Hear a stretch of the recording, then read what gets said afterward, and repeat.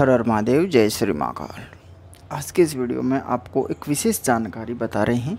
वो जानकारी ये है कि आप तामसिक क्रियाएं करते हैं, तामसिक साधनाएं करते हैं। अगर मान लीजिए कोई सी भी जैसे पिशाचनी है या और कोई भी है, माँ काली की हैं, और ये क्रियाएं तामसिक के लिए नहीं, शिव साधना के लिए मैं भी बता रहा हूँ। बहुत विशेष साधना के काम में ली जाती हैं। अगर आप जो साधना कर रहे हैं उसमें क्या करना है कि उस साधना का मंत्र आपको सबसे पहले तो पता होता है कि इस मंत्र से ये साधना करनी है। अब उसके बाद में सारी ही दूसरी सामग्रियाँ होती है, वो जानता है, सब कुछ जानता है कि इसका हवन करना है, इसका जप इतना करना है, वो सारा ही करना है, ये सब हर किसी को पता होता है, इतना करना है, ठीक है। लेकिन उसमें भी बहुत से रहस्य होते हैं कि अलग अलग उनके कुछ प्रकार होते हैं। तो वो आज आपको एक विशेष बात बता रहे हैं इस वीडियो में। आप ज़रूर वीडियो पूरा देखिएगा, आपको पूरी जानकारी मिलेगी। आपसे निवेदन है कि महादेव के नाम पर इस चैनल को सब्सक्राइब कीजिएगा, महादेव भला करेगा। तो आप मान लीजिए करण पिशाचनी साधना, उदाहरण के लिए मैं कह रहा हूँ, मान लीजिए आप करण पिशाचनी साधना कर रहे हैं या शिव साधना कर रहे हैं या माँ काली की साधना कर रहे हैं। ये तीनों का उदाहरण समझ लीजिएगा। आप इनको सिद्ध करना चाहते हैं या इनकी दृष्टि पाना चाहते हैं, तो उनके मंत्र होते हैं ना, उनके मंत्र को आप किसी भोजपत्र पर लिखिएगा, या भोजपत्र पर नहीं लिखते हैं तो किसी कपड़े पर लिखिएगा। लेकिन कपड़े पर लिखेंगे तो उसके लिए सामग्री थोड़ी ज़्यादा चाहिएगा। तो मैं यही कहूँगा कि आप भोजपत्र पर लिखिएगा, छोटा सा भोजपत्र का टुकड़ा लीजिएगा, उस पर उसका मंत्र लिखिएगा।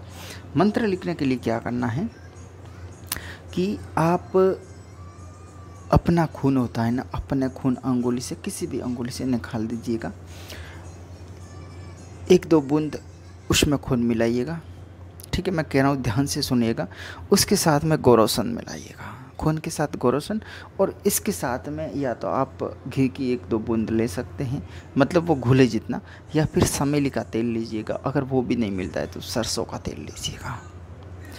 उसमें इतना ही तेल मिलाना है जितना आप लिख सकते हैं, और वो जो खून है और गोरोसन है बिल्कुल अंदर घुलना चाहिए।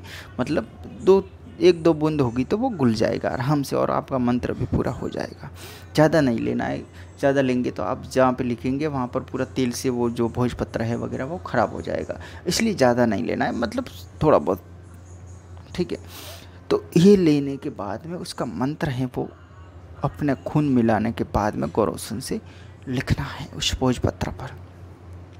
अगर मान लीजिए आपके पास में भोजपत्र नहीं है तो आप वाइट कागज़ लीजिएगा बिना लाइनिंग का, उस पर भी लिख सकते हैं। और आप कपड़ा लेना चाहते हैं तो कपड़े पर भी ले सकते हैं, लेकिन कपड़ा उसमें या तो ब्लैक कपड़ा लीजिएगा या वाइट कपड़ा लीजिएगा, क्योंकि लाल कपड़े में तो फिर आपका जो खून वगैरह है, तेल का वगैरह, वो उसमें दिखेगा नहीं, ठीक है। लेकिन ये अगर आप प्रयोग करते हैं तो सबसे बेहतर। अब इसके साथ में और क्या करना है, अपने खून से जो भी हवन क्रियाएं करते हैं उसमें आप खून की बूंदे डालिएगा, अपनी खून की बूंदे डालिएगा। ये प्रयोग बहुत खतरनाक है, सामान्य इंसान के लिए ये प्रयोग नहीं है। अगर कोई पुराना साधक है या इसमें थोड़ा बहुत भी पारंगत है वही ये प्रयोग करें, वरना आपके लिए इससे नुकसान भी हो सकता है, क्योंकि आप खून का भोग दे रहे हैं। अगर आप कोई ऐसी शक्ति है जैसे पिशाचनी है, वीर है, ऐसी कोई शक्ति है और आपने खून का भोग दिया तो वो आपको पकड़ लेंगे, आपके ऊपर हावी हो सकते हैं, आपको लग सकते हैं, आपके ऊपर किसी भी प्रकार की वो घटना घटित कर सकते हैं। इसलिए वो लोग ना करें जिनके पास में कोई सुरक्षा नहीं है, जिनकी कोई साधना शक्ति नहीं है, जिनका इष्ट मजबूत नहीं है, जो साधक नहीं है, वो लोग ऐसा प्रयोग ना करें। नए साधकों के लिए ये प्रयोग काम का नहीं है, उनको नुकसान हो सकता है, क्योंकि आप आगे होकर के अपना खून का भोग दे रहे हैं उस शक्ति को, तो वो शक्ति आप पर हावी हो सकती है। क्योंकि आपके पास में कोई सुरक्षा ना होगी, ना आप कोई विशेष साधक हैं, तो आपके नुकसान हो सकता है। इसलिए नए साधक मेहरबानी रखें और ये प्रयोग ना करें। और बाकी कर सकते हैं जो पहले से साधक हैं या पुराने साधक हैं, वो इस प्रयोग को करते हैं, इस खून वाले प्रयोग को करते हैं।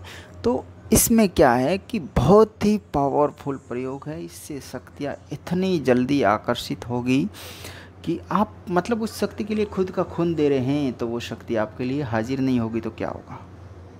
ये बहुत विशेष बात है, इसको समझना पड़ेगा, थोड़ा गहराई से समझना पड़ेगा, और अपनी भावनाओं को उसके साथ में ढालना पड़ेगा, फिर इस साधना को करना पड़ेगा।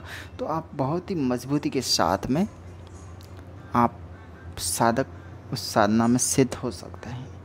आप चाहे महादेव का मंत्र लिख रहे हैं ओम नमः शिवाय, तो उसमें अपना खून मिला के भी अगर करते हैं तो भी आपकी बहुत ही एक विशेषता बढ़ जाएगी उस साधना में। लेकिन साधनाएं होती है ना महादेव की साधना जैसी, तो लंबी साधनाएं करनी पड़ती, 1-2 दिन की साधनाएं नहीं होती। ये एक विशेष प्रयोग था, मैंने आपको बता दिया। अगर वीडियो अच्छा लगे लाइक शेयर और चैनल को